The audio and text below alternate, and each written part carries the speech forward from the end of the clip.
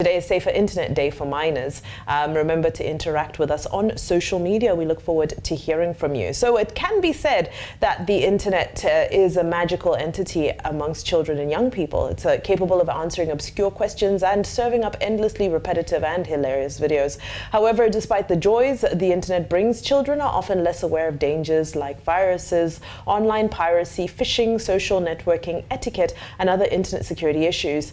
Teaching children about these dangers is a big job, and getting it right can be a massive challenge. Hence, Safer Internet Day is a day set aside to promote safe and positive use of digital technology, especially among children and young people. We're joined by a woman who's doing massive things in tech, and we featured her yesterday. She is Confidence Staveley, a tech writer and cybersecurity expert. She's the founder of Nogofal Maga, a non-profit working to combat preventable digital fraud with consumer-centered sensitization and education. Morning, Confidence. How are you today? Morning, Vimbai. All right, let's get straight into Safer Internet Day before we touch on the kids.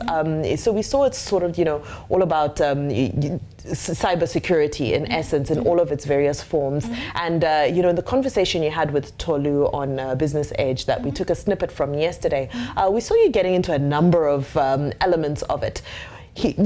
For us locally here and sort of in this demographic, what is the focus for Safer Internet? Okay, so the focus would be on our personal contributions to ensuring a safer use of the internet. Again, most of us think it's something that certain stakeholders should do. We don't get to see a sense of shared responsibility, and I think for me that would be the strongest point I would drive home at the Safer Internet Day. As an individual, you should take the right steps to make sure that you're exploring the internet safely, because if you do not, you're putting yourself, you're putting your network of influence, people connected to you, you're putting the organizations you work for at risk of losing money, losing their reputation, and a lot of other losses that are connected to cybercrime. So we find that we as adults or millennials are struggling to keep ourselves safe, and so the solution to keeping the minors safe is usually just to keep them off the internet. Now, we can't really exist without the internet now, but what are some of the key parameters that we need to set for our minors? I have a 15-year-old niece who's very savvy. So, she's probably better with tech than I am. You are, yeah. So what are the parameters then? So again, I'm going to answer that question first from a parental point of view. I'm a parent myself. Okay. I have a child. So I know that keeping my child totally out of the internet is almost impossible. I mean, this young guy has grown up with these tools, and he's totally able to use them now. But what we should put in place are checks and controls and balances. So again, I'll put myself out there. I have sort of like a tech family agreement where we basically know how much time we spend on devices. Family agreement. Family agreement. So we know how much time we spend on devices. We have different profiles for age appropriate profiles. We all have pins and locks on our phones and computing devices, so my child doesn't accidentally explore the internet without my help. Again, they're also, because we have separate profiles, they're well done in such a way that I've blocked off websites and certain kind of content I don't want him to explore. Because apart from exploring pornographic content, which is or sexually related content, there's also cyberbullying is quite a lot these days. Children exposed to that without any kind of check and balance can be a problem. We also have a policy where the door is open. You can talk to me about things, what you're doing on the internet, and I'm very involved in his online life like I would be in his physical life, because until we see that life equals or almost equals his physical life, we don't see the much importance in it. So again, parents, I encourage parents to be very involved in that side of their children's lives, and also expose their children to getting the necessary education around safe use of the internet. Some people are doing exceptional work around there. I would highly recommend following, as a parent, following Child Safety NG. She's on Twitter. And then a couple of them like that. Just check them out. Make sure you get your child to, get those trainings. You yourself get the training on how to set up your devices in a way that is safe for your child, because they'll be exploring this content anyway. But make sure that the content they're exploring is not exposing their minds. You know, like let's think about what Asha sang about, like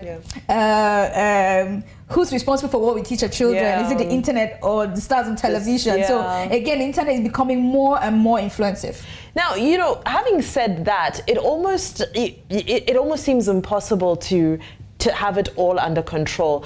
So I give you an example of something that went viral. I can't remember if it was last year or the year prior to that, where there was some sort of account or some group of accounts that would go to KidTube and leave comments, and the comments would be inappropriate, or they'd link to instructional videos for children on how to commit suicide. Exactly. You remember that? And the thing is, so KidTube is supposed to be a safe space, but you know, for whatever reason, these dark groups come and invade that space, and you know, by the time you catch on to, how do you catch on with the trends? How do you get the latest news on, okay, you know, this is the latest thing that's out there that you need to be wary of, and how do you also keep your child abreast and keep anybody, you know, minor around you abreast with the fact that, you know, just because these are the safe profiles we've created for you doesn't mean everything on there is right. Again, it comes down to being intentional about it, and that constant when you're intentional, you seek the knowledge, or you seek the constant exposure to what the latest trends are. Like I've mentioned some Twitter accounts that you can follow that share that kind of information. It's very important to constantly expose yourself to those updates. Also, again, those big tech companies like YouTube, for example, are constantly working on these things. But to be very honest with you, we cannot get it 100% correct, because these people with bad intent are very creative, and they're evolving by the day. So it's also on us to constantly be in those spaces where we are quick to evolve with them, where we are constantly involved in our children's lives. I would say playtime, technology time should double as playtime. So you're sort of watching and looking over them. You create these ways where they can speak to you about just about anything. That way you can, even if they accidentally run into these things, like you can't always, you know, protect them from, you would know in time and be able to correct whatever wrongs, you know, have been put in there. So yes, we should always be involved and create those platforms where children can talk to you, and then you can always get the updated information, because again, you can't be 100% protective of them, but you just do your bit and do it intentionally. And then with regards to phishing, because kids are now, you know, kids have email addresses, some kids even have their own Instagram profiles and so forth as well now. So they're very, they're very vulnerable to all sorts of phishing. You know, there's so much going on in so many different forms. What are some of the key indicators that, you know, we can, I mean, as adults we could do with them as well, but some things that we can teach our kids on the regular, that, oh, you know what, if it looks like this, if it smells like this, and if it sounds like this, just ignore it. Don't try to respond. Don't try to engage. Just delete and block and move on. What are some things that we can look out for? Children should look out for things that are unexpected communication. So you don't know this person, out of the blue the person is communicating with you. Or the person says that they're Chris Brown or Beyonce. Or being too nice, and the person is a celebrity, or the person scares the child. So create that environment where once that person gets that kind of information or that kind of message, they begin to show healthy paranoia. So why is this person so nice to me? Do I know you? Or even if you know the person, train your children to look carefully. Will my friend X, Y, and Z act this way? You know, they should know that what they see on the internet should be taken in, but after analyzing across, you know, certain red flags. So the red flags, for example, fear is one red flag. One thing that all these people use also is being too nice. Also teach your children to be cautious about voting. So if I don't know you and I send you a voting link, for example, be cautious about entering contest or voting or things like that, and forwarding information. They should just be conscious about that. And when they need to reset anything like a password, or they get an information about password or something about their account, share with mommy or share with daddy first before you take an action. So teach them those kind of checks and balances where you're sort of in the picture to oversee and overlook that, or teach them generally not to click links until you have seen that communication. But generally one of the key things used is fear or trying to strike likability.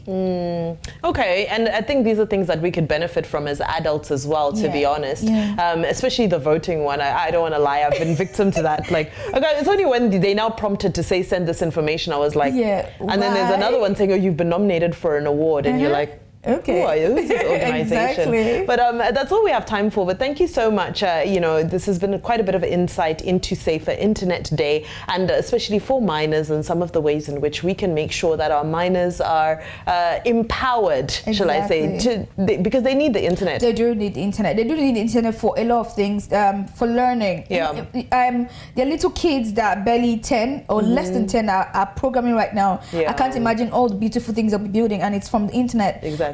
So yes, we need to empower them to be able to use the technology, but use it safely and responsibly.